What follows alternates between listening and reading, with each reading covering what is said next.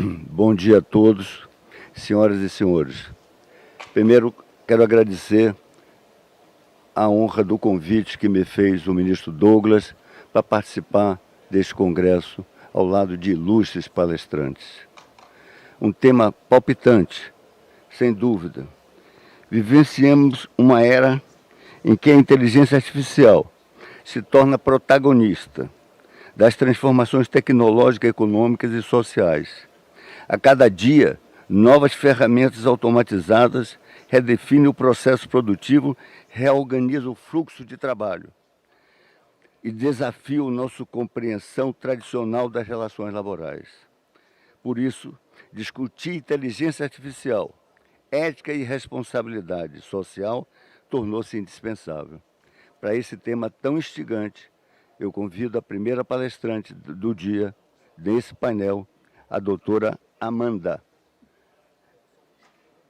Diniz, juíza do trabalho do TRT da Primeira Região, coordenadora pedagógica do curso Atualização Trabalhista, professora da MBA da Fundação Getúlio Vargas, FGV, da pós-graduação da Universidade Cândido Mendes e de cursos ministrados pelas escolas judiciais dos TRT da Primeira, Quinta e 14ª Região. Coautora da CLT comentada, junto com o ministro Alexandre Agra Belmonte e o juiz Cláudio Freitas, do TRT da Primeira Região, publicada pela editora Juspódio, palestrante e conferencista. Desejo boa-vinda ao nosso palestrante, doutora Amanda. Obrigada.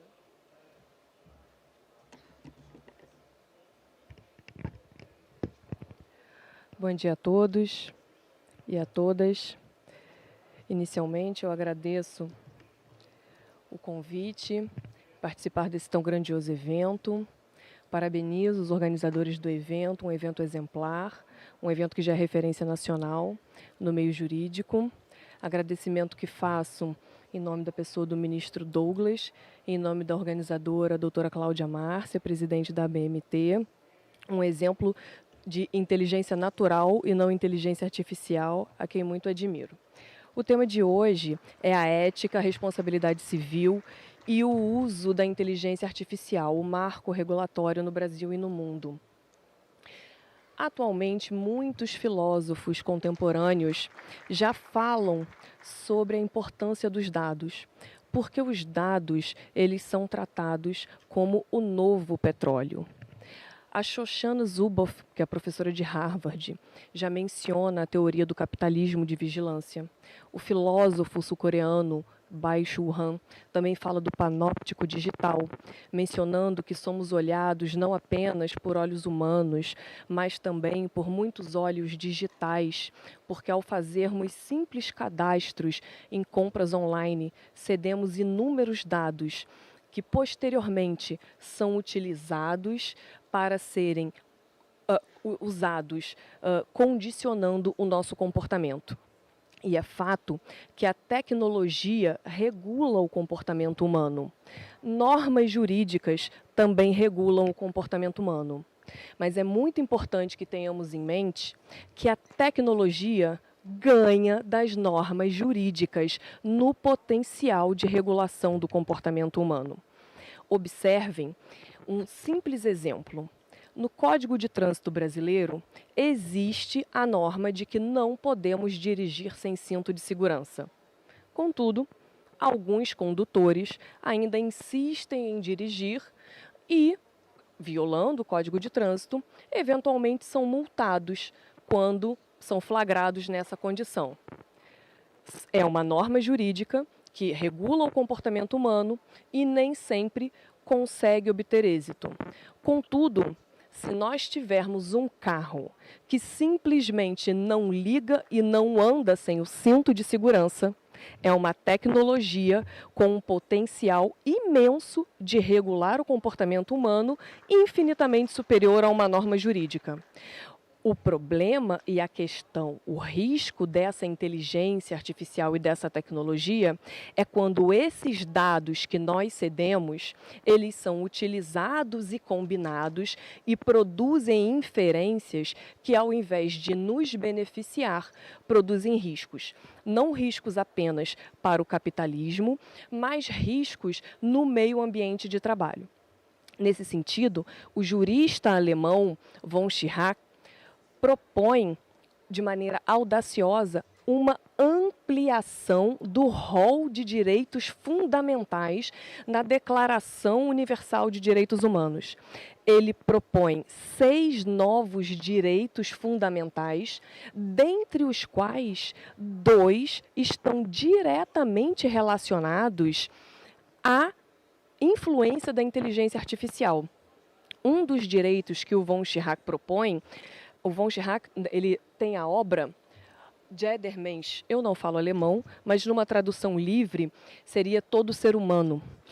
Em sua obra Jedermensch, em que ele propõe essa ampliação dos 6 direitos, 2 deles relacionados à inteligência artificial, um deles é: todo ser humano tem direito à autodeterminação digital, sendo proibidos o perfilamento excessivo ou a manipulação de pessoas.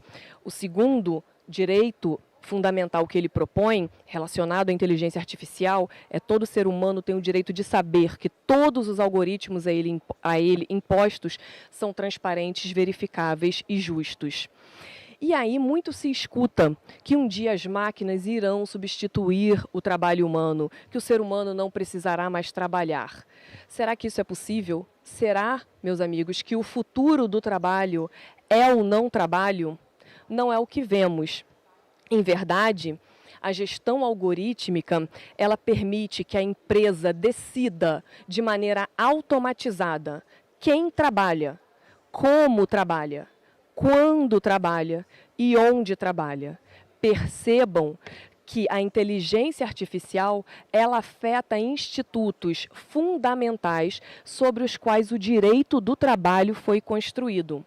Ela afeta o tempo de trabalho, jornada de trabalho, um direito essencial trabalhista.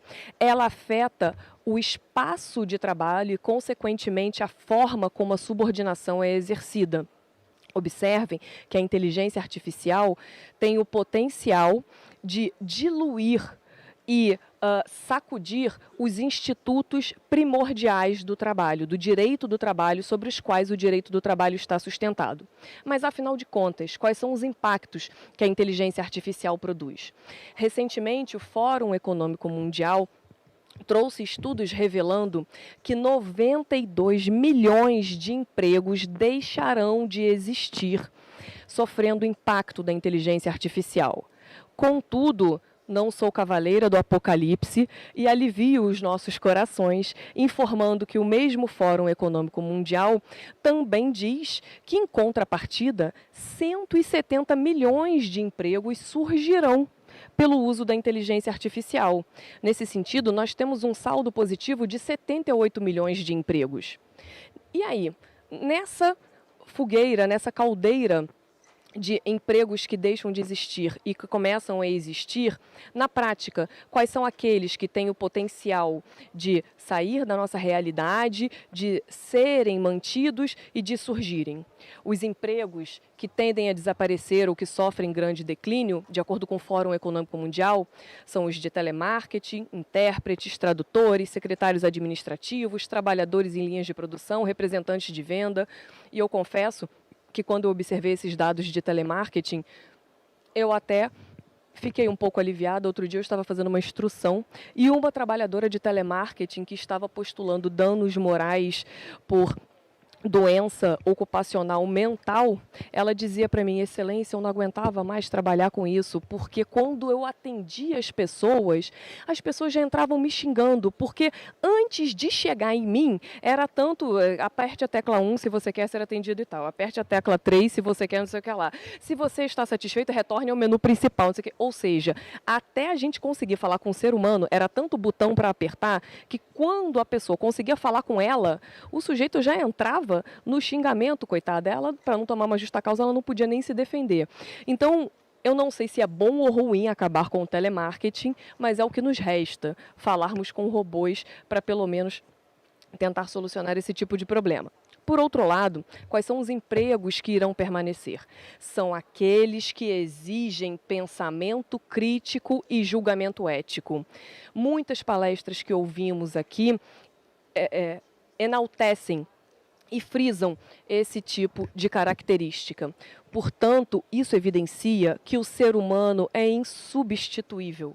Jamais a máquina irá substituir o ser humano. Ontem eu estava assistindo uma palestra naquele canto, se não me falha a memória, a doutora Piva mencionava um robô que substituiria trabalhos de enfermagem, levando doentes em macas, adentrando em áreas de risco, buscando medicamentos, mas esse robô possibilitaria que os enfermeiros se dedicassem a tarefas destinadas ao cuidado humano. Então, observem que um dos empregos que tendem a continuar é o flebomista, que eu nem sabia que tinha esse nome, que é o responsável pela extração do sangue em pacientes. Então, esse cuidado humano, o trabalho fino, né, do trabalho manual, como operadores de ponte e eclusa, fundidores, moldadores, esse trabalho que exige uma interação com o ambiente de maneira imprevisível e super delicado, é um trabalho manual que tende a permanecer. É um trabalho braçal que tende a permanecer porque é ultra especializado. Outro trabalho que será super valorizado será o trabalho em ética, governança, desenvolvimento humano. Os trabalhos que surgem são os trabalhos dos especialistas em transição verde, todos os trabalhos relacionados à tecnologia. E o Fórum Econômico Mundial enfatiza a necessidade de países investirem numa requalificação profissional para garantir uma transição justa desse meio ambiente de trabalho até 2030. Nesse sentido, eu trago para vocês, não terei oportunidade de detalhar, mas sugiro que entrem na página da OIT. A OIT tem um estudo profundo e admirável, né, que ela trata como observatório da inteligência artificial e do trabalho na economia digital. Ela tem estudos detalhados, é um centro internacional de conhecimento sobre o crescimento da IA. No site tem as áreas temáticas de inteligência artificial, gestão algorítmica, plataformas de trabalho digitais, e ela traz estudos profundos, trazendo gráficos que a gente pode interagir e mapeando mundialmente quais os tipos de trabalho serão afetados. No vermelhinho são os mais afetados, e aí, né, vai passando igual o sinal de trânsito, né? Do amarelinho, os mais ou menos afetados, para os azuis menos afetados, e os cinza, os que não são afetados pela inteligência artificial. No site, a gente botando o mouse e aparece o nome do trabalho, é fantástico, eu sugiro que vocês façam essa experiência. A OIT também traz gráficos informando qual área, quais países, quais continentes estarão mais afetados, né? Então, é um trabalho bastante detalhado que eu sugiro que vocês aprofundem. Infelizmente, não teremos oportunidade de detalhar, porque ainda temos muitas outras reflexões importantes a fazer. A Cathy O'Neil, matemática americana, menciona que algoritmos são opiniões travestidas de matemática. E um estudo publicado na revista Science em 2017 revela que sistemas baseados em machine learning, eles replicam estereótipos de gênero, raça, que os humanos lutam para controlar. E aí eu pergunto, existe neutralidade no algoritmo? Gente, não existe neutralidade. Eu acho que neutralidade hoje no mundo, acho que só shampoo de bebê que é neutro. Nada mais é neutro no mundo além do shampoo de bebê. Não existe. Por quê? Porque os estereótipos surgem das pessoas que programam os algoritmos. Os algoritmos são programados por seres humanos e os seres humanos não são neutros. A inteligência artificial desumaniza o trabalho? Não necessariamente. Porque se o algoritmo for programado por programadores que tenham um pensamento ético. Se o algoritmo for programado com uma supervisão humana, com uma transparência, não necessariamente provocará essa desumanização. Nós tivemos recentemente o exemplo da Amazon acusada de ter criado um algoritmo, né, discriminativo que prestigia a escolha de homens em detrimento de mulheres, e posteriormente se chegou à conclusão que não era o algoritmo que era enviesado, mas, em verdade, os dados que alimentavam esse algoritmo.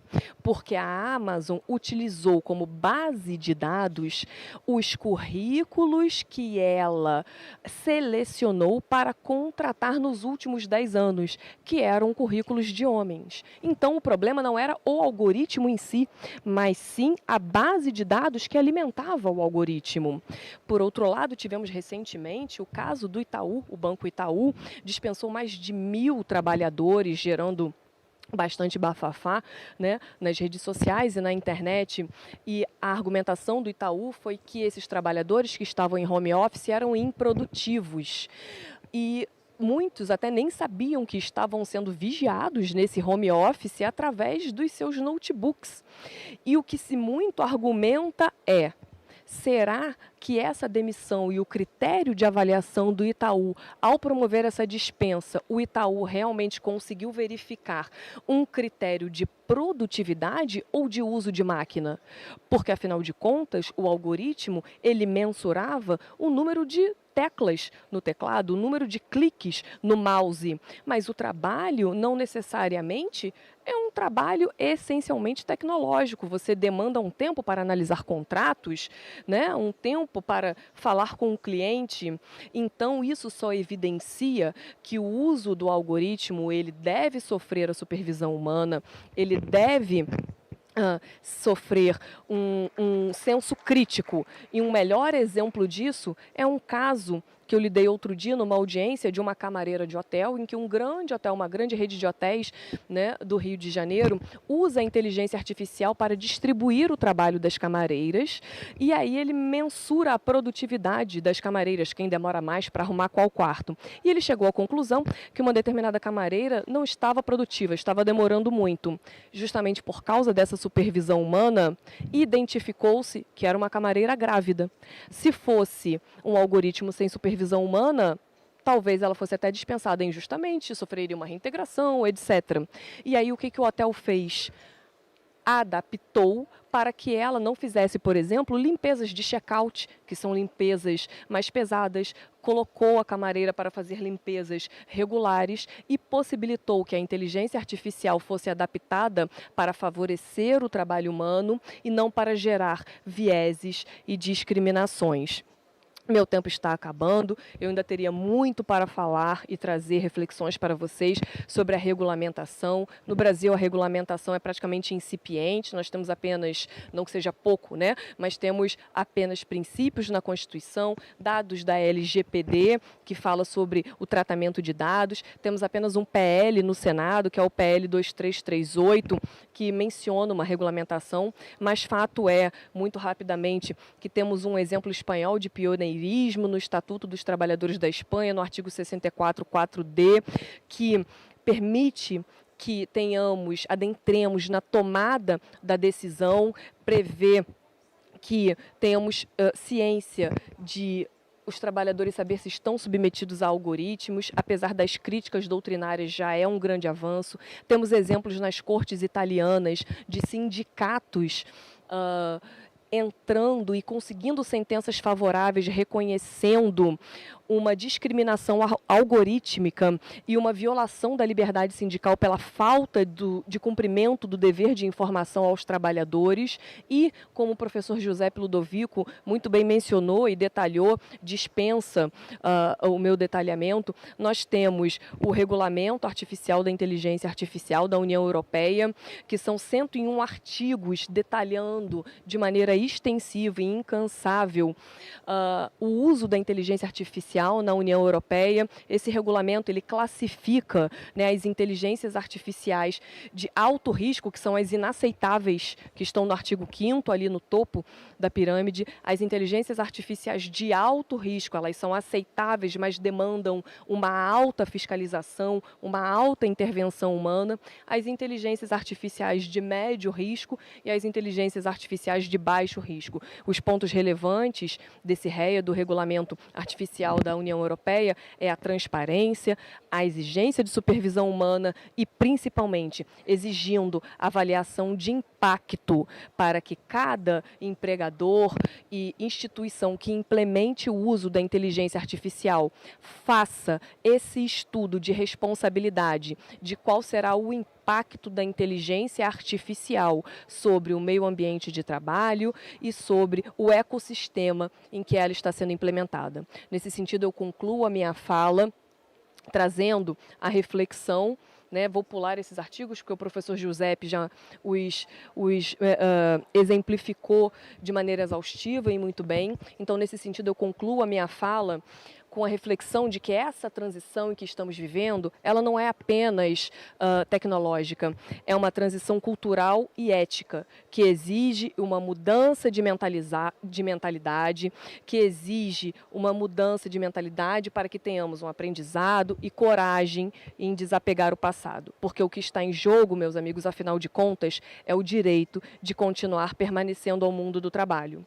E eu trago uma citação do apóstolo Paulo, que diz que para fazer o mal basta a inércia e a negligência, mas para fazer o bem é preciso o uso da vontade. Na inércia não estamos, que não sejamos negligentes e que, sobretudo, usemos a nossa vontade não só para fazer bem feito, mas, sobretudo, para fazer o bem. Muito obrigada.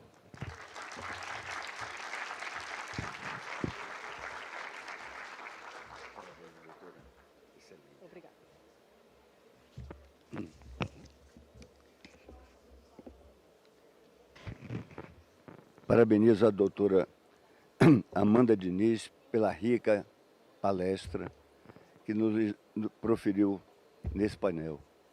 A doutora destacou o impacto da inteligência artificial no mundo do trabalho e concluiu com maestria que não é possível substituir o homem em qualquer que seja mais avançada tecnologia. Parabéns, doutora Amanda. E dando continuidade ao nosso painel, eu convido a doutora Milena Pereira. Doutora Milena Pereira.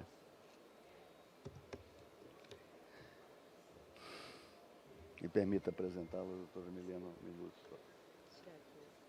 Doutora Milena é gerente sênior de Relações Governamentais, integrante da equipe responsável pelas atividades relacionadas ao governo da Qualcomm, atua em questões regulatórias de espectro e de políticas públicas, além de iniciativa de responsabilidade social, como a O'Reilly Lacy Rist, é relatora da Relatoria da Inovação Tecnológica, Economia Digital, Internet das Coisas, Comunidades e Cidades e Inteligência no Comitê Consultivo e Permanente, da Comissão Interamericana de Telecomunicações, engenheiro eletricista pela Universidade de Brasília, UNB, e as degree em Engenharia de Computação pela Montgomery College dos Estados Unidos.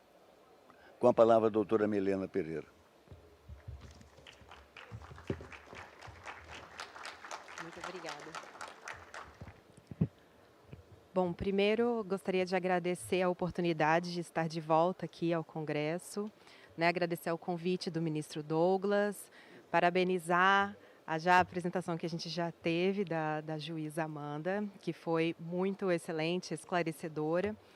E eu vou trazer aqui, deixa eu pegar, tá, um ponto de vista de uma empresa que está envolvida no desenvolvimento de inteligência artificial há muitos anos, tá?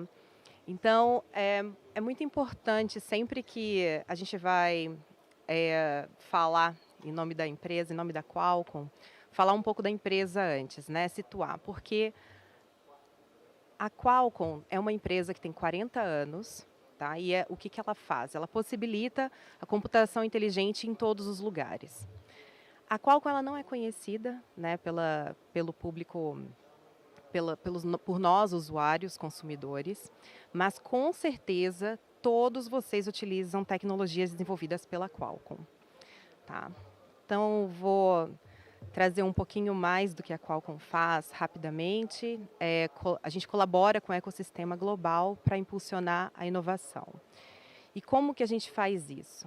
A Qualcomm investe pesado em pesquisa e desenvolvimento, já são mais de 105 bilhões de dólares em pesquisa e desenvolvimento, desde a fundação, e isso resultou em mais de 160 mil patentes ou pedidos de patentes. Então, como que a Qualcomm participa desse ecossistema?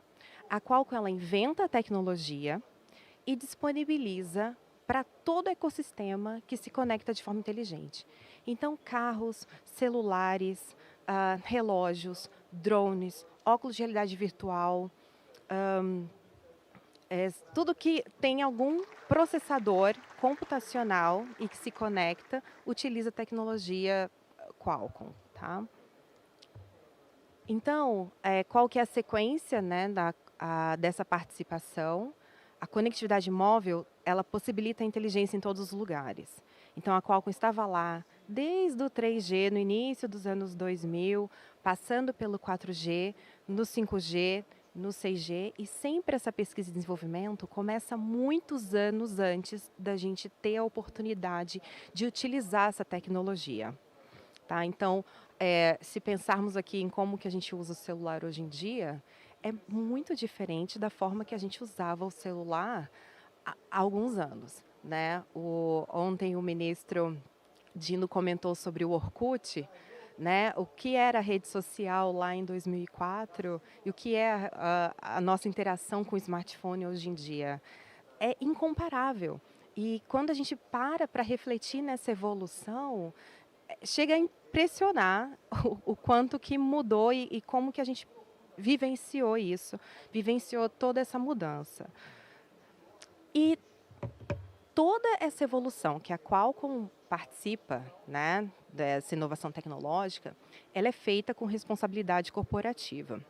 E isso são pilares da organização. Então, impulsionar a transformação digital, agir com responsabilidade e numa operação sustentável dentro da empresa, fazem parte de tudo que a Qualcomm faz. Eu não vou entrar no detalhe de como isso é endereçado, mas é para reforçar que isso é importante. Né? Essas tecnologias elas têm um impacto global muito grande. Todas as pessoas utilizam essas tecnologias que são desenvolvidas pela Qualcomm, então não há outra forma de fazer isso sem ser com responsabilidade.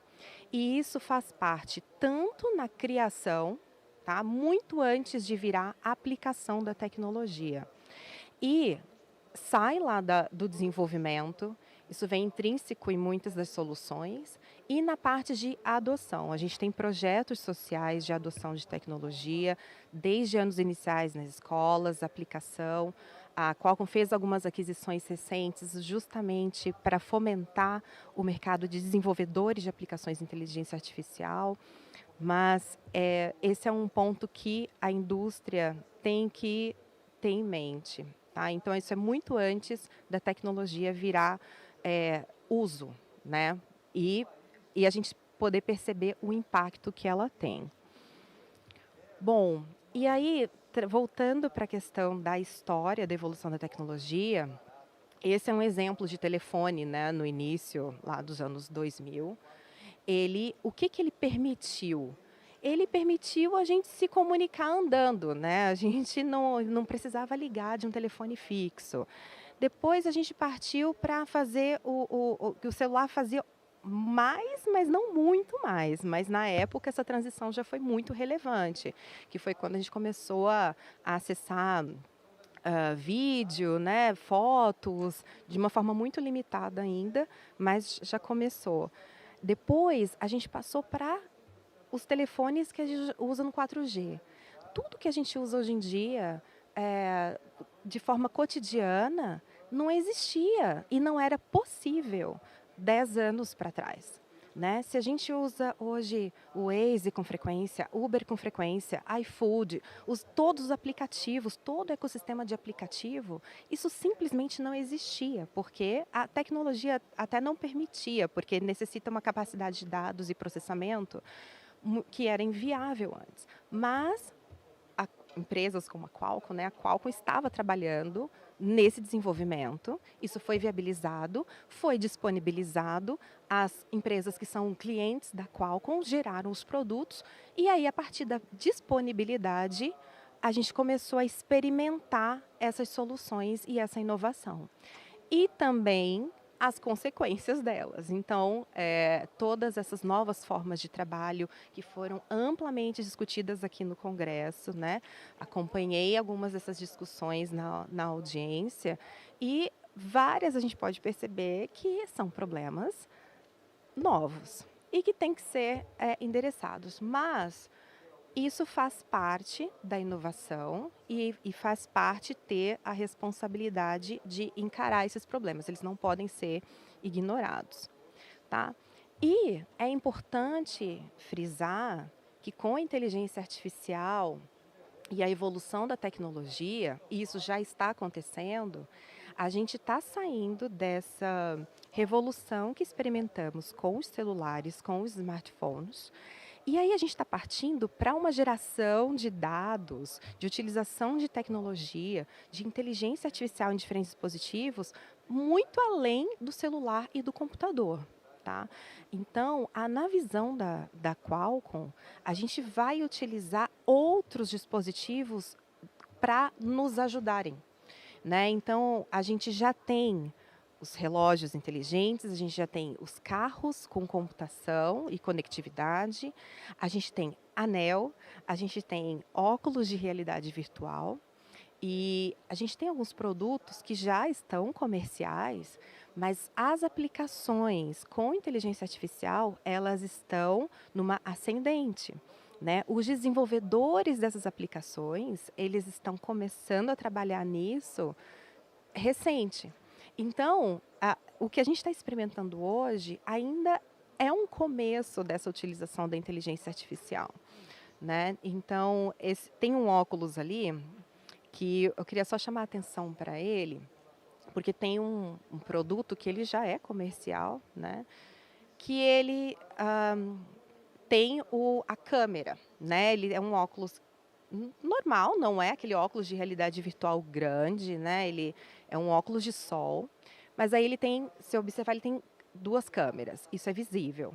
Mas além das câmeras, ele tem alto-falante, telefone. E ele com essa, eu devia ter trazido aqui, porque eu trouxe quando eu conheci. Ele tem um computador, ele processa. Então eu vou dar só um exemplo do que ele faz, que me impressionou quando eu conheci, que ele era utilizado por uma pessoa que tinha uma limitação na visão. Então, a pessoa usava não apenas para proteger do sol, mas ela usava como ferramenta de apoio no seu dia a dia. Um exemplo prático, ela chegava no supermercado, parava na frente de uma seção e perguntava: em que seção eu estou? O óculos com a câmera via a imagem, processava e respondia para ela. Então, e isso é um produto que já existe. Para ele fazer isso, usa inteligência artificial. Então, vê, interpreta, você está diante da sessão para pets, para animais de estimação.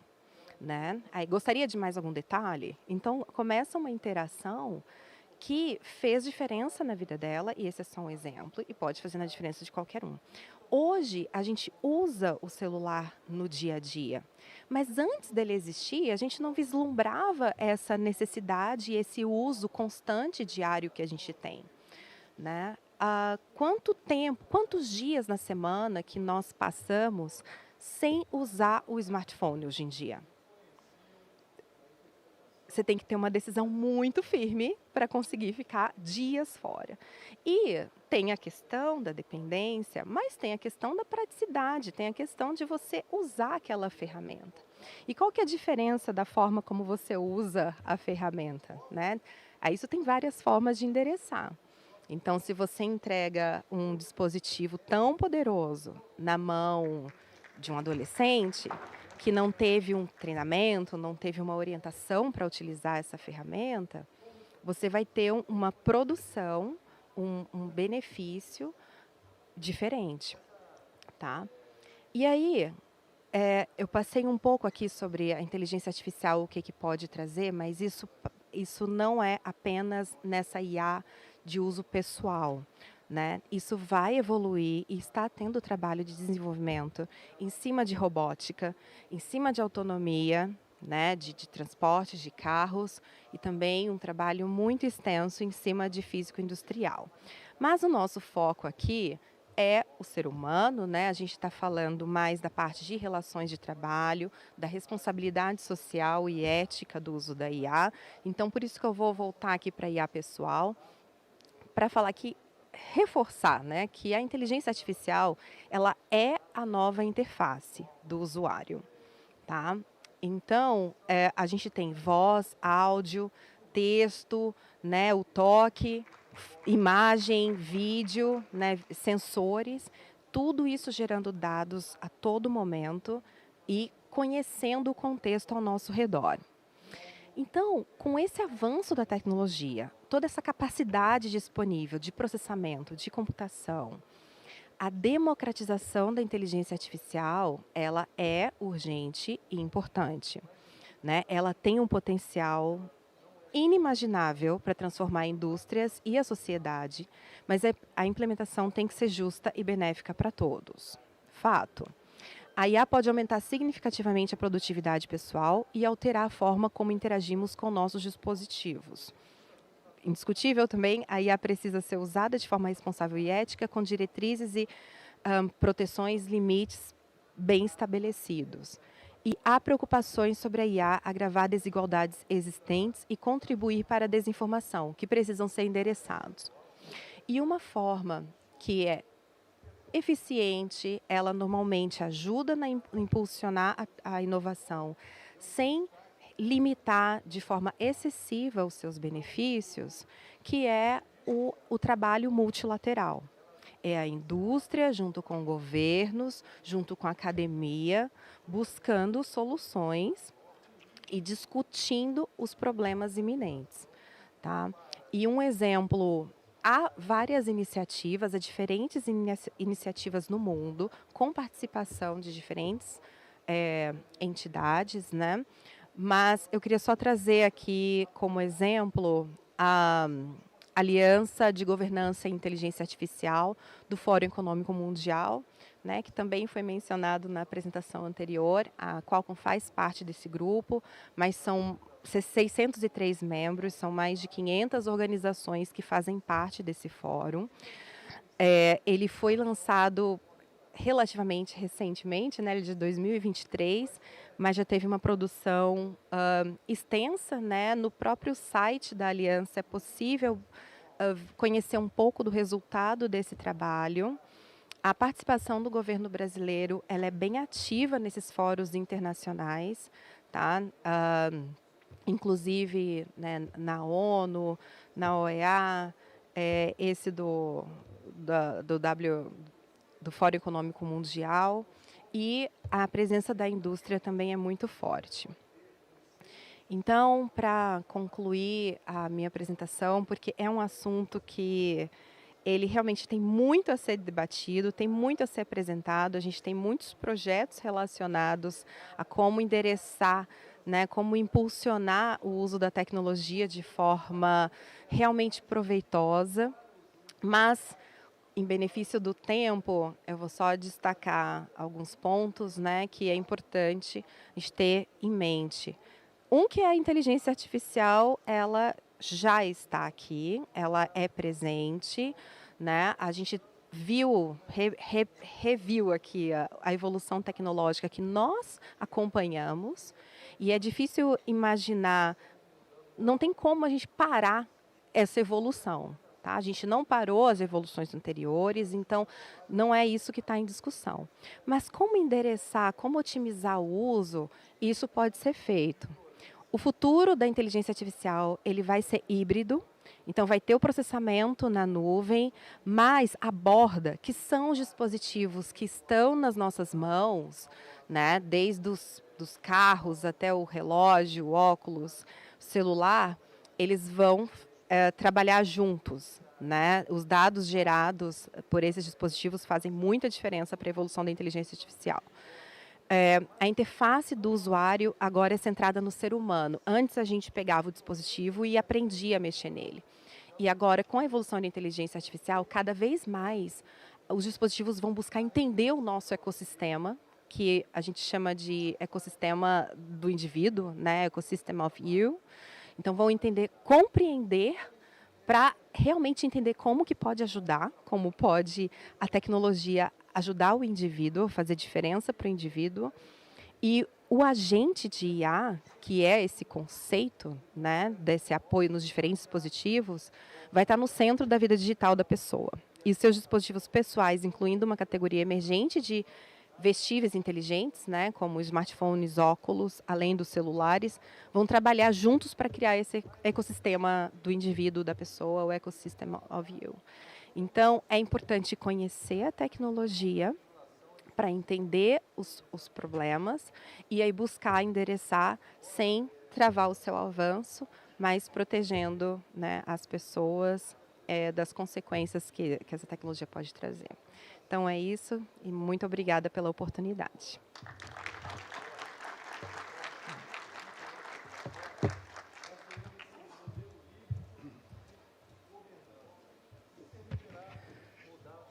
Parabenizo a doutora Milena Pereira pela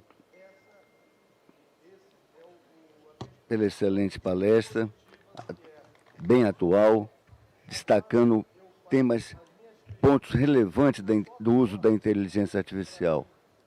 Doutora Milena, me permita confessar-lhe que um jurássico como eu aqui, octogenário, saber que tem um óculos já com computador é uma inovação tecnológica que eu, pelo menos, não esperava. Lhe parabenizo por trazer essas informações tão atuais e tão úteis, e que demonstra exatamente que a interface, a inteligência artificial é uma nova interface.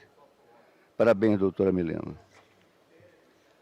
Convido para a palestra seguinte o doutor Otávio Venturini,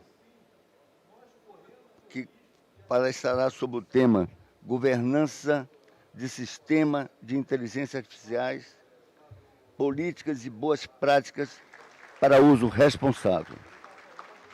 Apresento o doutor Otávio, que é doutor e mestre em Direito e Desenvolvimento pela Escola de Direito da Fundação Getúlio Vargas de São Paulo.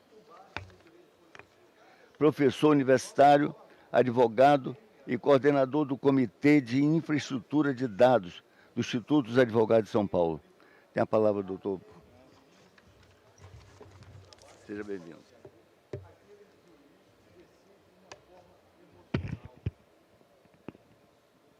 Bom dia a todos e a todas.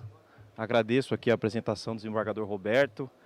E também não posso deixar de agradecer a oportunidade, iniciar agradecendo, né, de participar dessa 4ª edição do Congresso da Magistratura do Trabalho e, né, que justamente tem essa capacidade de reunir visões diversas e atores do sistema de justiça do trabalho para discutir temas dos dias atuais. E também da minha alegria de falar, depois de 2 falas brilhantes aí das doutoras Amanda e Milene, o que não deixa de ser um desafio.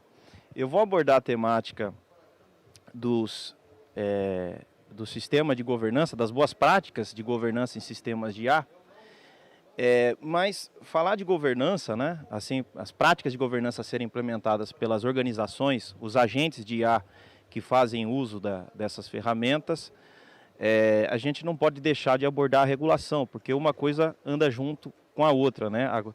Dificilmente alguma organização irá implementar práticas internas de conformidade, de governança, se não houver exigência e uma lógica regulatória que incentive isso. E é justamente esse modelo regulatório aí que que hoje está previsto no nosso PL 2338 de 2023 e que encontra inspiração no AI Act do regulamento da União Europeia, né? E a IA, como a gente está trazendo, ela tem inúmeros desafios e muitas vezes para os casos eu recebo inúmeras consultas, não há respostas definitivas, né? Ainda existem lacunas na regulação. E como é que o direito ele pode dar conta de regular esse fenômeno? É daí que vem essa metodologia regulatória, que é uma metodologia regulatória que distribui responsabilidade com os agentes, né, de quem que são esses agentes? Quem desenvolve, quem aplica ou quem distribui essas ferramentas. Então ela distribui responsabilidades de elaboração de políticas, de elaboração de boas práticas. É uma lógica também baseada em riscos, então essa parametrização das obrigações de governança responde ao nível de risco daquela ferramenta e com isso você consegue ter uma regulação mais eficiente, porque o direito certamente não vai dar conta de regular, né? Essa é uma tendência que inclusive vem, né, de tempos mais antigos, no FCPA, a legislação anticorrupção que trouxe os mecanismos de compliance e depois no regulamento da União Europeia, o GDPR, de proteção de dados. Mas também, o que eu queria dizer é que esse também é um aspecto da regulação, ele não esgota a regulação da inteligência artificial como um todo.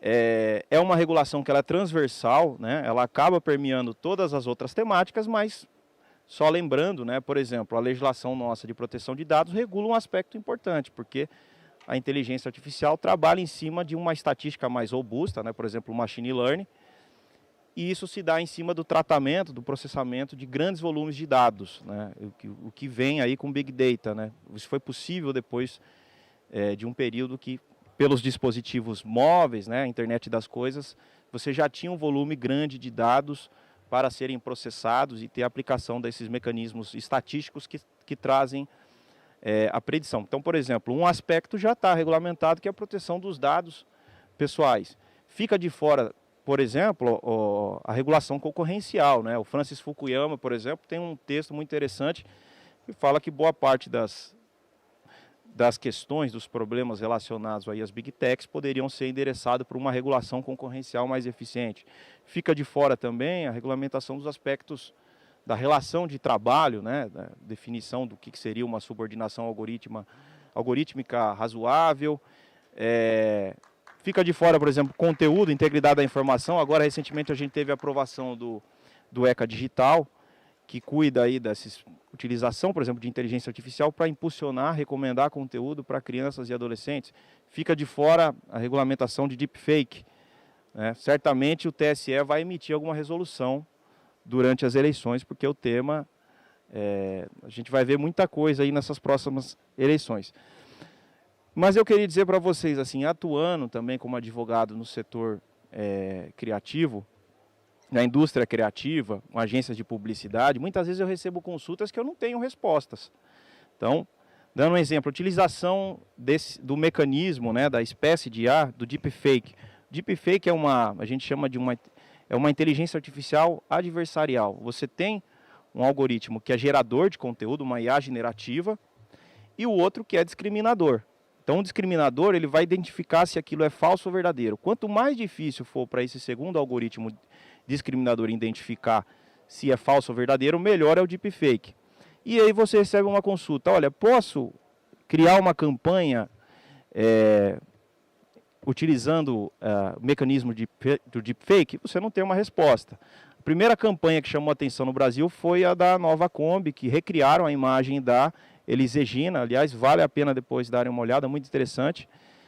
Essa campanha ela passou em rede nacional e recebeu um questionamento no CONAR. O CONAR é o órgão que faz a autorregulamentação do conteúdo publicitário no Brasil. No primeiro momento eles foram resistentes, questionaram, mas a agência que fez a campanha, a própria Volkswagen, conseguiu demonstrar que tinha ali a autorização da família. Então foi uma utilização do deepfake que, digamos assim, potencializou a criatividade publicitária e que foi utilizada num contexto ali que as pessoas sabiam, né? Não teve a questão da manipulação.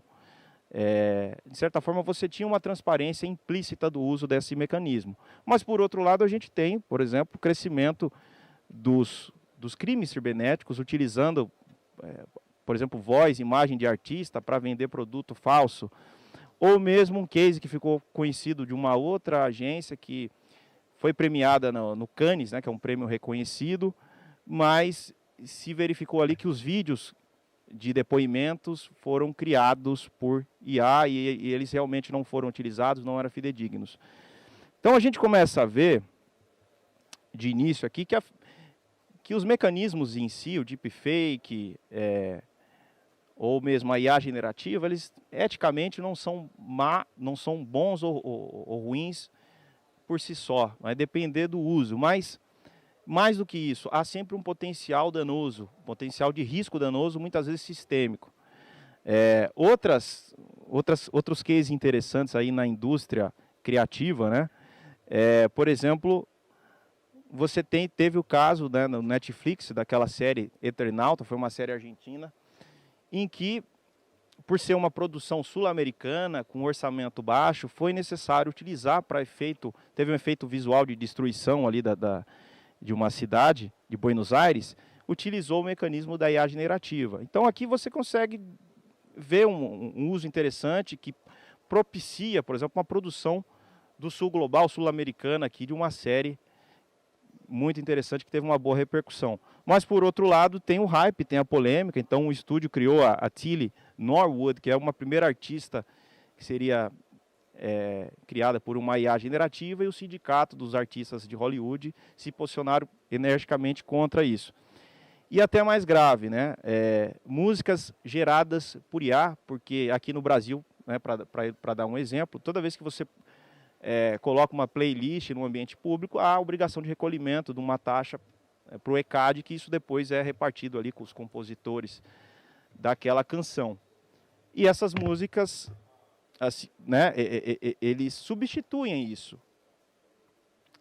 E mais do que isso, né, esses mecanismos que geram essas músicas são treinados por repertórios de músicas que têm direitos autorais. Então aqui você abre uma discussão que é fundamental, que olha, mesmo na indústria criativa, né, quando a gente pensa em mão de obra, tem esse quadrante muito conhecido do Cain Foley, que é um dos papas da inteligência artificial, em que ele falava que, olha, os empregos que estão mais seguros são aqueles que têm alta interação social e uma alta taxa de criatividade.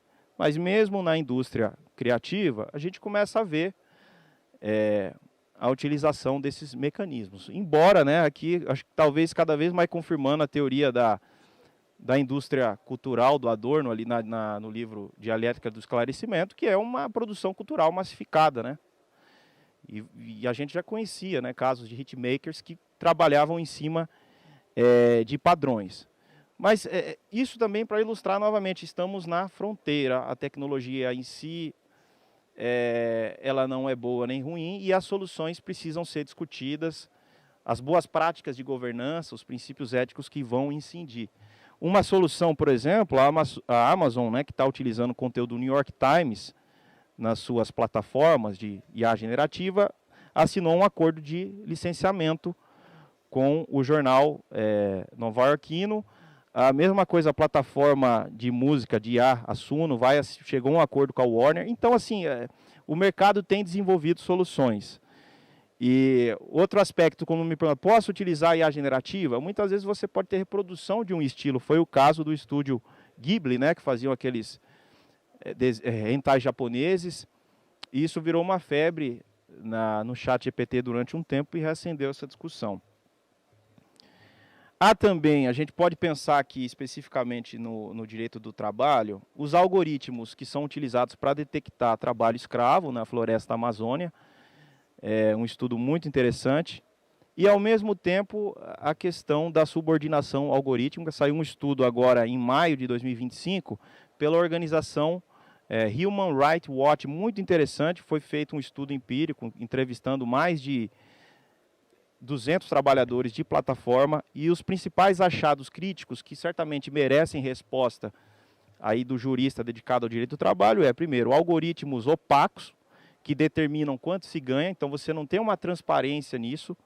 Depois, uma fuga da regulação por contratos independentes, novas formas de contratação, renda real abaixo do mínimo, exposição a riscos físicos, insegurança, instabilidade, a gente viu algumas coisas dessas em outras apresentações, exemplos concretos, e também essa falta de poder de negociação coletiva, né? Como é um trabalho plataformizado, individualizado, se perde essa dimensão. Então, novamente, um exemplo que nos faz chegar a essa conclusão, né? A IA por si só, os mecanismos, não é má nem boa eticamente por si só. Primeiro, vai depender do uso, isso é uma obviedade. Existem princípios éticos e até mesmo princípios jurídicos que já nos oferecem algum senso do que é razoável, do que é proporcional. Então, usar deepfake sem transparência, né, com o intuito de enganar, né, já consegue diferenciar um uso ilegal. Na propriedade intelectual, esses arranjos que já justificam ali pelo menos uma contratualização no ambiente do trabalho. Também a gente tem alguns princípios que devem ser observados. Interessante, um aspecto, assim, um diferencial do nosso PL de inteligência artificial é que, por se tratar de um projeto de lei do Brasil, foi possível trazer de forma mais direta princípios constitucionais. Então, o princípio da dignidade humana, tudo que tem previsão na nossa Constituição, ambiente sustentável. E essa demarca um pouco uma diferença com o regulamento europeu, porque lá a ideia do regulamento é que você tem uma regulamentação mais extensa e mais também setorial que todos os países utilizem. Então aqui foi possível fazer isso. Mas além disso, o que é importante destacar? É que não é, enfim, que ela não é má em si, por si só, uma obviedade, que há esses princípios, mas que você tem riscos. Riscos que podem ter um potencial danoso sistêmico. E aí que entra essa metodologia de regulação baseada em risco, que vai modular as obrigações de governança ou até mesmo a proibição de uso de uma IA com base no nível de risco. Então, essa é uma metodologia muito peculiar da regulação europeia que está inspirando o nosso projeto de lei. Então, se a gente pega ali no topo, né, os riscos inaceitáveis, aqui no Brasil a gente chama isso de risco excessivo. Você já tem uma proibição de desenvolvimento desse tipo de IA. O que seria, por exemplo, um risco excessivo inaceitável? Social scoring, por exemplo, em uma ditadura, você negar acesso ou conferir mais acesso a uma determinada pessoa pelos comportamentos dela. Então, você está fazendo um monitoramento, né, quase no modelo lá 1984. O que for de alto risco, você pode implementar desde que você tenha medidas de governança robustas e você vai ter também uma responsabilidade, uma lógica de responsabilização que se aproxima da responsabilidade objetiva. Para indenização, nós temos os regimes jurídicos, por exemplo, Código de Defesa do Consumidor, que já é responsabilidade objetiva, mas eu estou falando sobretudo da responsabilização administrativa, né, a cargo das agências, por exemplo, a ANPD. Então, uma empresa que deixar de implementar esses mecanismos de governança, pecar pela omissão, certamente vai responder com sanções gravíssimas, como, por exemplo, multas, um valor muito alto, e interdição das suas atividades. Há também os riscos limitados, e aí são obrigações de transparência, e riscos mínimos. Trazendo para a questão, por exemplo, do direito do trabalho. Né, alguns exemplos.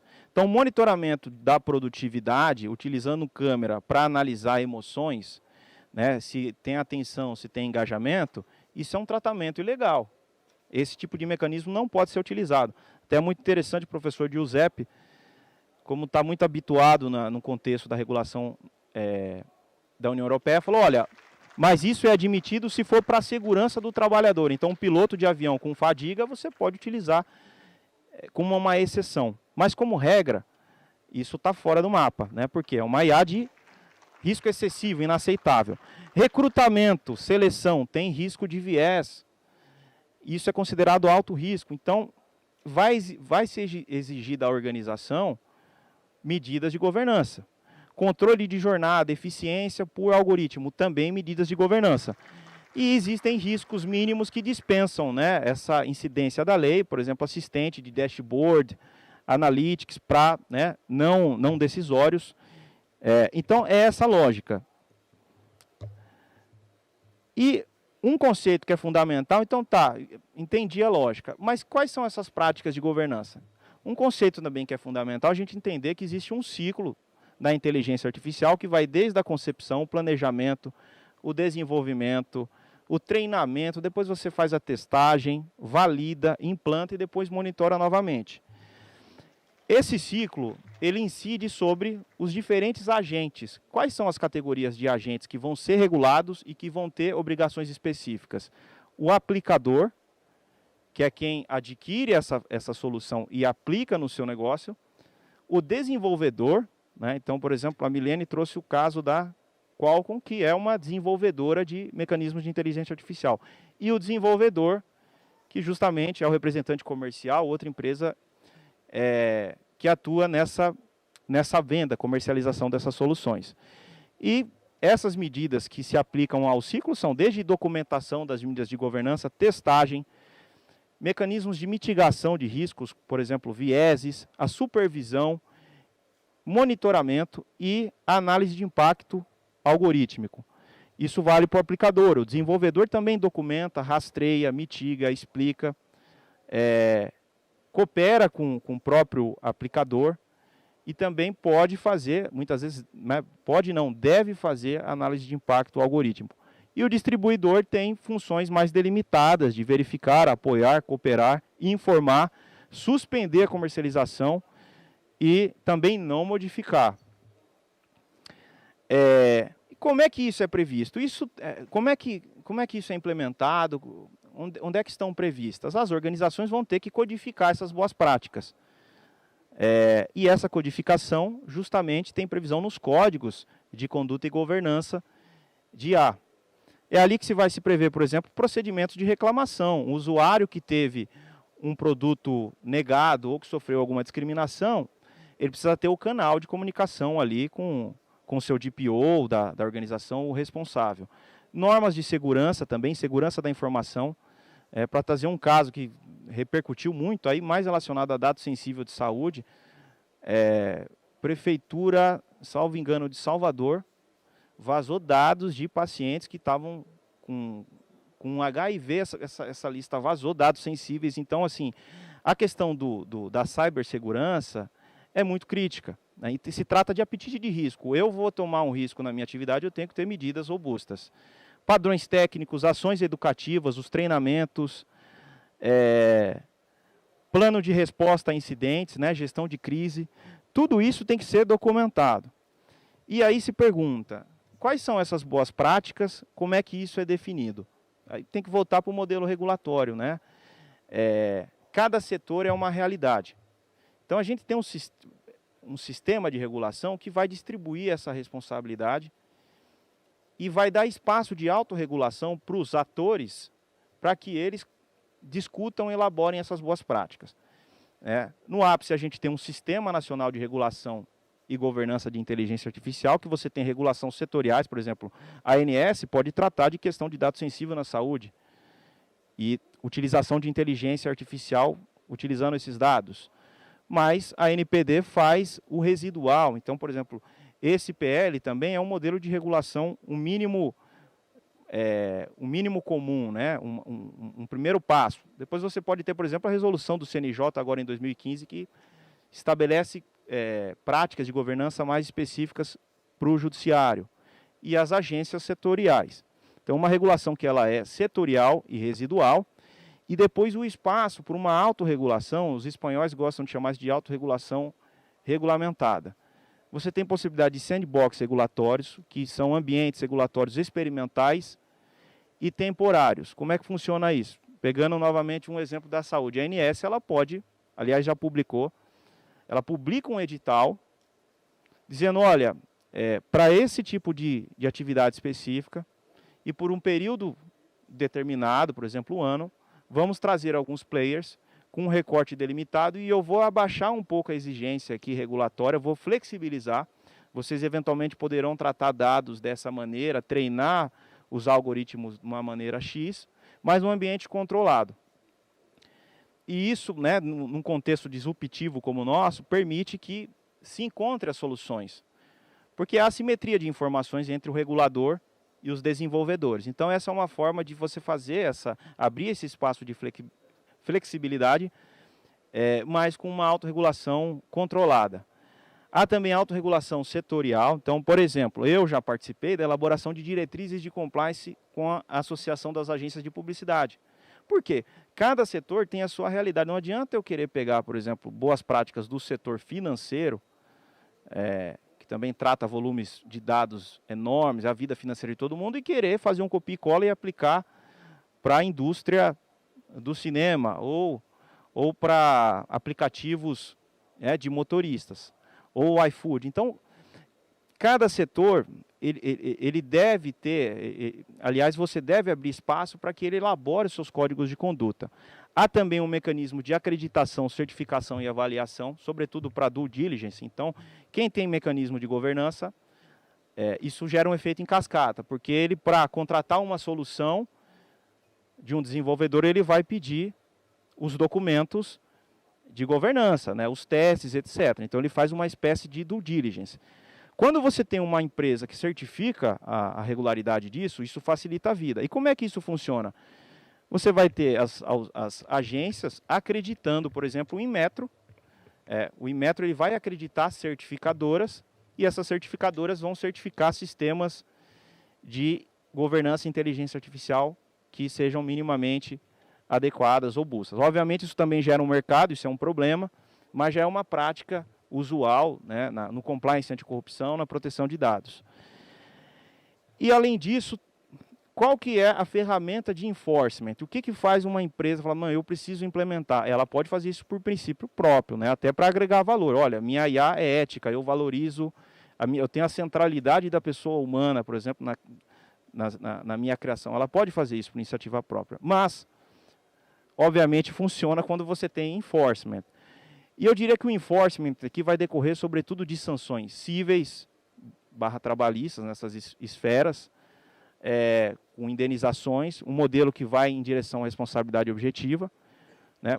Pode eventualmente até ter, mas isso acho que vai demorar muito, responsabilização no âmbito criminal, até proteção de dados. A única legislação que a gente tem é a lei Carolina Dickmann para vazamento, mas basicamente indenização, né, pelo judiciário, aí, civil e trabalhista, mais as sanções administrativas que são as principais, com multas significativas e interdição, suspensão das atividades. Quem quiser, portanto, implementar soluções de IA nas suas atividades, eu já estou encerrando por aqui, e tem um apetite de risco alto, vai ter que implementar medidas compatíveis com esse risco. E há também a ideia de você reconhecer a boa-fé na adesão voluntária a códigos de boas práticas e elaboração de medidas de governança por empresas que eventualmente até têm alguma irregularidade, mas a autoridade na hora de aplicar a sanção vai reconhecer isso. Então, a definição das boas práticas, eu queria dizer, nós estamos ainda caminhando, né? A própria legislação da União Europeia passa a ter vigência em relação a essas exigências agora em 26, mas é um trabalho a ser feito tailor-made, né? Uma coisa meio assim de alfaiataria para cada setor, porque dentro da sua lógica. E esses mecanismos sancionatórios e de reconhecimento, de mitigação, né, na hora da dosimetria da sanção, também contribuem como mecanismo de incentivo à adoção dessas boas práticas. Eu encerro por aqui, agradeço a oportunidade e o espaço, e devolvo a palavra para o desembargador Roberto. Muito obrigado.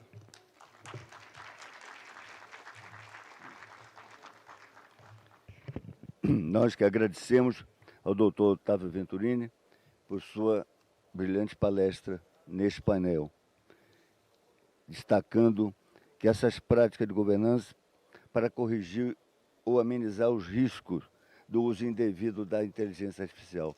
Muito útil para o nosso dia a dia, meu caro doutor Otávio Venturini.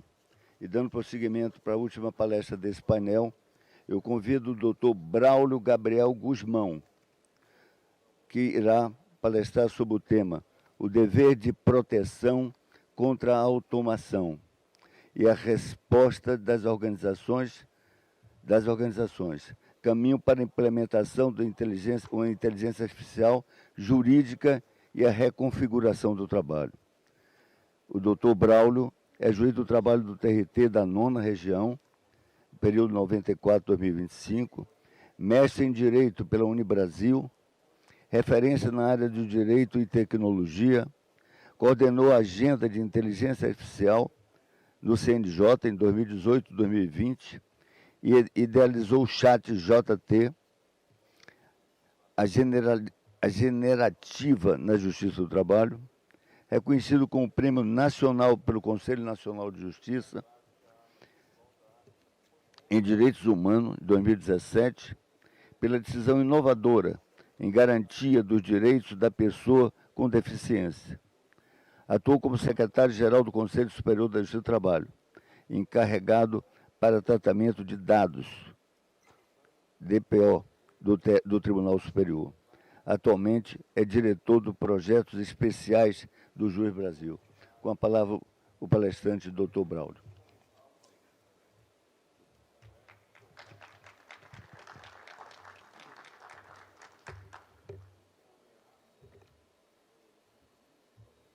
Vamos lá. Bom dia. A minha proposta para esse trabalho, para esse momento, é a partir de uma decisão do Supremo Tribunal Federal recente sobre numa ação direta de inconstitucionalidade por omissão do Congresso, a DO 73, que trata da proteção em face da automação.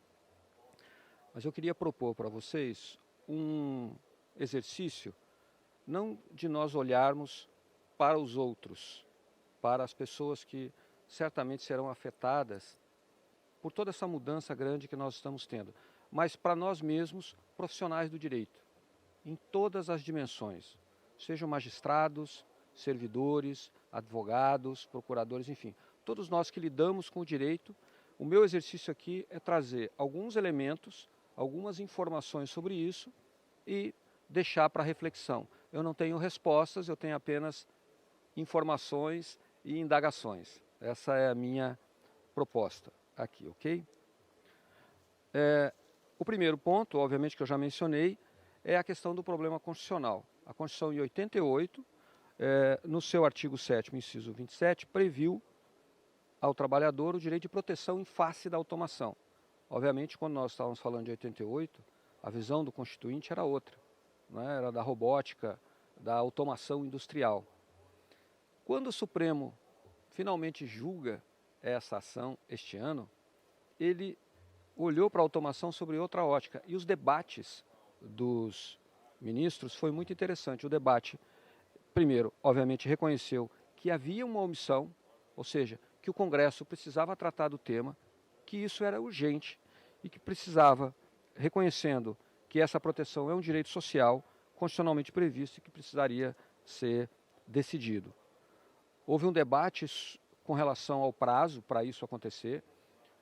Inicialmente, o relator entendia que era apenas o Supremo deveria pedir ao Congresso que o fizesse. Houve uma divergência e no final, por unanimidade, se entendeu que o prazo deveria ser de 24 meses.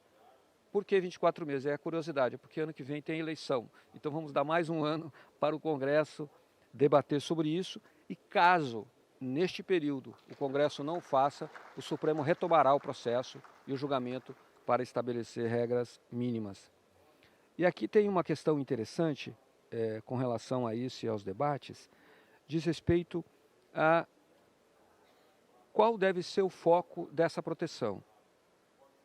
E aí o consenso entre os ministros é que essa proteção ela visava não deter o avanço tecnológico, não inibir a inovação, o advento da IA, mas criar uma rede de proteção, num aspecto de capacitação e de criação de redes de proteção social. O Supremo não foi num nível tão prático, mas deu sinais, os os parâmetros para isso, essencialmente nesse sentido da capacitação e a centralidade do ser humano, né, neste tema, que é algo que já falamos aqui. Então, o primeiro ponto que eu trago é o mandamento do Supremo, a ordem que o Supremo dá na sua decisão para que o Congresso decida sobre esse tema em 2 anos, ou seja, isso está na pauta. E quais elementos nós podemos trazer para tratar desse tema? Eu trouxe aqui dois dados ou 2 informações e depois uma experiência. O primeiro, que já foi mencionado aqui, é o relatório da OIT. A OIT, em maio de 2025, desse ano, portanto, ela publicou um relatório que trata da IA generativa e os empregos. E o foco desse relatório da OIT é a exposição dos trabalhadores à inteligência artificial. E o que a OIT concluiu? O que esse relatório mostrou? Um relatório que analisa isso no âmbito mundial, global. Pelo menos 25% das pessoas estão expostas à inteligência artificial. Esse número é maior nos países de alta renda e menor nos países de baixa renda. Esse número é maior entre as mulheres do que os homens. E esse número é maior nas atividades administrativas, burocráticas, e isso é o que nos afeta. Então, as mulheres da área jurídica serão as mais afetadas pela inteligência artificial ou expostas a isso. Aí vamos falar de juízas, advogadas, servidoras, etc. Então, esse relatório da OIT, e a OIT também mostra essa discrepância entre os países de mais alta renda e baixa renda, né? Então, a exposição é menor, mas isso mostra, se eu considero que há avanços, que há ganhos com a IA, então eu tenho um problema de um fosso interessante para os países de baixa renda. E a OIT também mostra e nos apresenta que esse impacto não vai implicar em substituição do emprego, ele vai implicar em transformação do emprego, em revisitar aquilo que fazemos, as nossas tarefas. Não é? Aqui eu já pulei os slides aqui e me empolguei. Então, o relatório da OIT, um pouco sobre isso, que o emprego não será transformado, ele será transformado e não substituído. E a gente já tem visto isso no dia a dia, né, as mudanças, mas como diz um grande amigo, neste tema desse avanço da tecnologia, você tem que se imaginar numa festa, em que você foi convidado para uma grande festa. E nesse momento você só está entregando a chave do carro para o manobrista. Você nem entrou na casa ainda, no salão de festa. Esse é o momento que nós estamos diante desta tecnologia. A gente nem sabe ainda onde isso vai chegar. O outro elemento que eu trago é uma pesquisa, um relatório recentemente publicado pelo Gartner.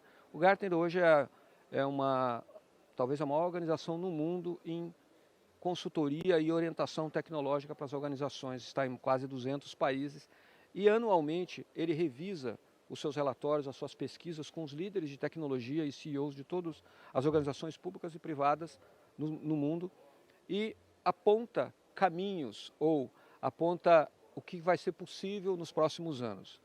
E o Gartner traz algumas previsões interessantes mostrando o quanto essa tecnologia vai afetar a área de dados, de análise de inteligência, de análise de negócio e de inteligência artificial.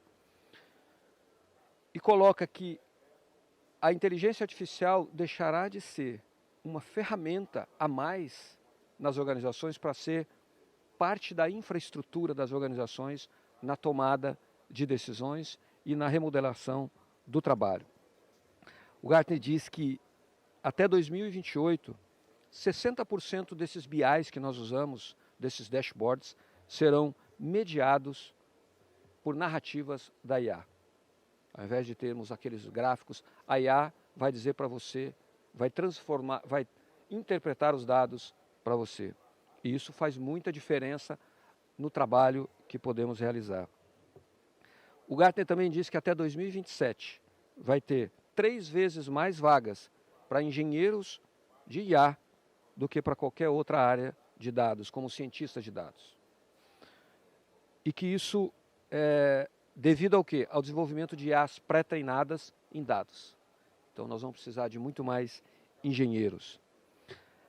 Até 2027, 40% das violações de dados relacionadas ao IA serão causadas pelo uso inadequado dela. E aqui vai em linha com aquilo que apontou o Supremo, que é a necessidade de formação. Então, nós já temos casos hoje, quando nós falamos do uso da IA, não é só para o bem, nós temos o uso da IA para o hacker, né? Então, o uso adequado da IA vai impactar nisso. E aqui tem um dado muito legal, no que diz respeito aos negócios. Os estudos do Gartner mostram que até 2028, 40% da força de trabalho, quando contratada, vai ser treinada por uma IA. Isso é muito interessante, né? De você ter conteúdo de treinamento da IA para as pessoas que vão ser contratadas. E até 2028 também, 60% das organizações financeiras usarão a IA para os seus cenários de planejamento em várias situações. Então você cria agentes de IA, treina e você trabalha em diversos cenários. Isso antecipa muito a análise de risco, de previsões e de evolução. Então, esse é um segundo dado que eu trago. O que disse o Supremo, a necessidade de formação, de capacitação, de uma proteção social, o que a OIT está nos dizendo em relação ao mundo que vai ser afetado por isso e o que o Gartner está nos trazendo da infraestrutura. Muito bem. Este é o que o Gartner aponta como risco organizacional. Então, quando nós falamos de inteligência artificial nas organizações, aqui públicas ou privadas, não interessa o tamanho da sua equipe, você pode estar falando de 10 ou de 10 mil pessoas, ou de 10 pessoas, enfim, de como você se organiza. O perigo não é usar a IA, mas fazê-la sem governança, como o colega trouxe há pouco. Segurança, privacidade, um problema que nós podemos ter, que é da erosão das habilidades. Se a IA vai fazer muita coisa, a gente vai ter que reconfigurar o trabalho, o nosso próprio trabalho no mundo do direito, e uma dívida técnica, que é a necessidade que nós vamos ter de entender tudo isso, por isso falou do engenheiro de IA.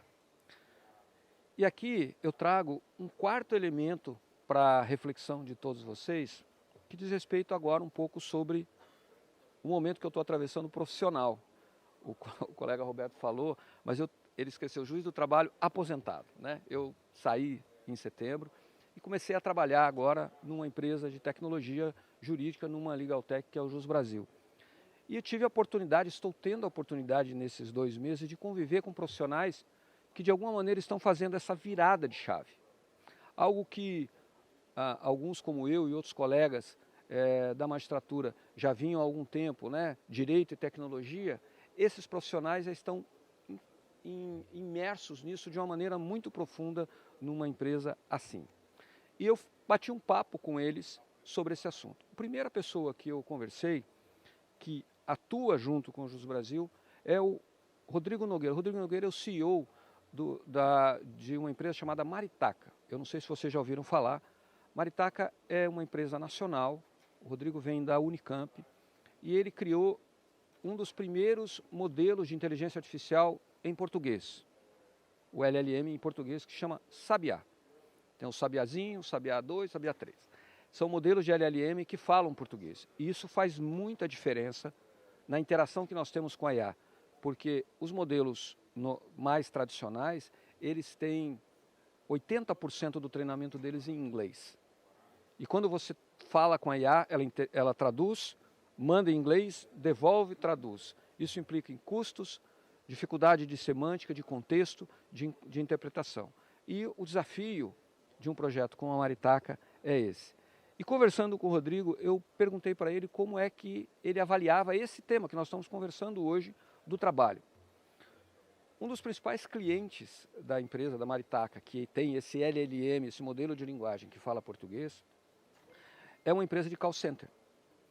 Quando eles contrataram o serviço de IA da Maritaca, eles começaram com relatórios gerenciais, com a IA ajudando a produzir insights a partir dos seus dados. Muito bem, hoje eles vão começar a substituir o atendimento de primeiro nível pela IA, o chamado N1, aquele primeiro contato, porque na prática, a pessoa quando atende num call center, aquele primeiro, ela lê um roteiro. Desligou, liga de novo, né? A net não está funcionando, liga e desliga, faz isso, faz aquilo, está acesa a luz. Eles vão substituir isso. E ele avalia que, nesse caso, para várias áreas, inclusive para o desenvolvimento do software, a IA vai atuar melhor para um desenvolvedor júnior do que uma pessoa, né? E atividades simples com agentes de IA. E ele avalia, e há uma preocupação nisso. E como é que ele sugere, como um empresário brasileiro, alguém que está investindo nisso? A necessidade de se pensar numa redistribuição de valor, do quanto isso significa, numa tributação, numa regulamentação melhor e numa cooperação governo, empresas e academia, como foi mencionado aqui. E defende que os modelos brasileiros são importantes para uma soberania digital. No caso da Marina, do Luiz Azevedo e do Vitor, que eu entrevistei, são 3 advogados, cada um de uma área. A Marina é doutora em Direito Tributário, o Luiz advogava na área civil, hoje trabalha como expert de IA no Jus Brasil, e o Vitor era advogado trabalhista até poucos dias e hoje também atua como um expert na área de IA. Todos eles mostram que não há como conviver sem isso, que o mundo, as nossas atividades, o mundo do direito está mudando e sendo transformado por isso. O meu tempo está acabando, infelizmente eu vou ter que parar aqui, porque o relógio digamos assim, ele não tem dó da gente, né? Mas eu vou deixar aqui por fim o que o Vitor me disse em relação a isso, que a linguagem, por que ela nos afeta tanto? Porque a linguagem é o campo de batalha do LLM e ela é o nosso insumo de juristas e de IA e, portanto, esse é um elemento que nós precisamos considerar. Aqui, uma ideia de tarefas, menos tarefas repetitivas, mais tarefas cognitivas e de novas carreiras. O trabalho jurídico será todo reconfigurado. E nem vai mais aqui. A IA é um dado concreto, no trabalho contemporâneo, a proteção virá de uma formação justa, uma formação contínua, uso ético e de uma boa governança. E por fim, eu deixo aqui um disclaimer, testem a IA do Jus Brasil, porque ela tem algumas coisas muito interessantes na proteção, na análise, porque passa por uma curadoria extensa para evitar alucinação e que vai nos ajudar muito no mundo do direito. Muito obrigado.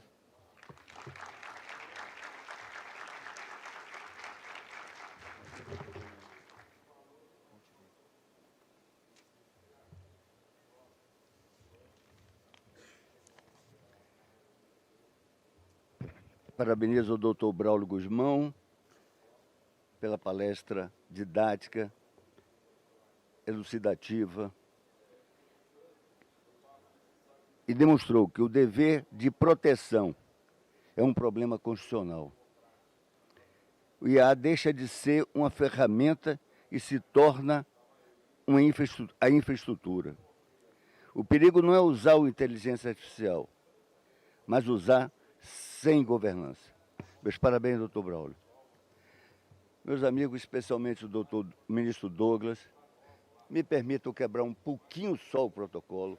Peço a paciência dos senhores 2 minutinhos, só para fazer 2 pequenos e breves registros. O primeiro é de agradecer a generosidade do convite que me fez o ministro Douglas, que me honrou em ter me incluído neste painel e aqui presente. O segundo, me permita aos senhores transmitir-lhe o orgulho de um pai. De um pai. O tempo tem sido generoso comigo. Já o octogenário me permitiu ver hoje, aqui nesse painel. Nesse painel que eu me refiro, na manhã de hoje, no final da manhã de hoje. 2 filhos.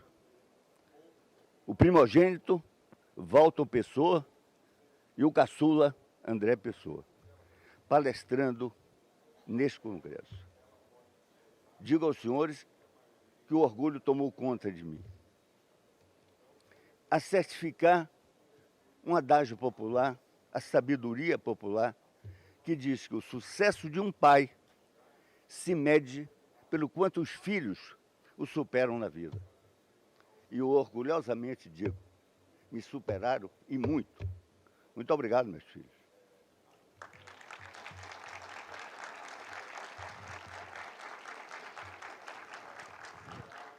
Mas passando ao encerramento, encerramos esse painel com a percepção nítida de que a inteligência artificial já se consolidou como força estruturante das relações de trabalho. A pluralidade de visões apresentadas evidenciou que nenhuma instituição pública ou privada permanece alheia às transformações tecnológicas. A travessia para esse novo cenário exige, contudo, prudência, capacidade crítica e abertura ao diálogo. A reflexão coletiva emergiu como ferramenta indispensável para orientar escolhas seguras. O impacto da inteligência artificial nas relações de trabalho são profundas. Automação de tarefas, novas formas de gestões algorítmicas e mudanças na qualificação exigida dos trabalhadores. Foi o que demonstrou com uma invulgar competência os nossos palestrantes do dia de hoje. Esses avanços abrem oportunidades, mas também levantam o risco de discriminação, perda da autonomia e precarização, exigindo vigilância permanente. Nesse cenário, ganha relevância o marco jurídico da inteligência artificial, tanto no Brasil, que avança em debates regulatórios para garantir transparência e segurança, quanto no mundo, onde legislações emergem para assegurar que a tecnologia opere em conformidade com direitos fundamentais. A responsabilidade trabalhista e ética no uso da inteligência artificial deve ser clara, objetiva e compartilhada. Empresas, desenvolvedores e gestores públicos precisam garantir que seus sistemas não causem danos, não discriminem e não violem a dignidade da pessoa humana. Da mesma forma, a negociação coletiva e a proteção social devem ser fortalecidas. É por meio do diálogo entre trabalhadores e empregadores que se estabelecerão limites, salvaguardas e garantias capazes de equilibrar inovação e justiça social. E, apesar de todo esse avanço tecnológico, é imprescindível afirmar que nenhum instrumento substituirá a presença do homem. O juiz, olho no olho, vis a vis. Quando juiz de segundo grau, eu sempre valorizei a avaliação da prova oral feita pelo juiz de primeiro grau, que teve contato direto com as partes, que analisou a sinceridade e a veracidade dos depoimentos delas. Isso parece, para mim, insubstituível. É assim que eu atribuía nos julgamentos de segunda instância, quando fui juiz de segunda instância. O painel reafirmou que a magistratura do trabalho tem papel fundamental na consolidação desse cenário. A interpretação das normas, a análise da prova e a compreensão das dinâmicas tecnológicas exigem preparo constante. A atuação judicial precisa ser informada por rigor técnico e sensibilidade humana. A proteção de direitos fundamentais permanece com norte inalterável. As exposições indicaram que o futuro das relações de trabalho dependerá da capacidade de integrar tecnologia e humanidade. A formação continuada, o diálogo institucional e a pesquisa interdisciplinar surgem como caminhos indispensáveis. Cada avanço técnico precisa ser acompanhado de reflexão ética e jurídica. O equilíbrio deve ser buscado sem perder de vista o valor social do trabalho. Esse painel nos demonstrou, por fim, que o debate de hoje representa o ponto de partida para discussões ainda mais amplas. A inteligência artificial continuará a provocar perguntas complexas que exigirão respostas coletivas e responsáveis. A colaboração entre a magistratura, academia, empresas e sociedade civil reforça caminhos sólidos para um futuro trabalho ético e inclusivo. Agradeço a todos, especialmente os palestrantes, pelas ricas palestras que proferiram nesta manhã. E pela contribuição generosa da minha participação, agradeço novamente ao ministro Douglas. Muito obrigado.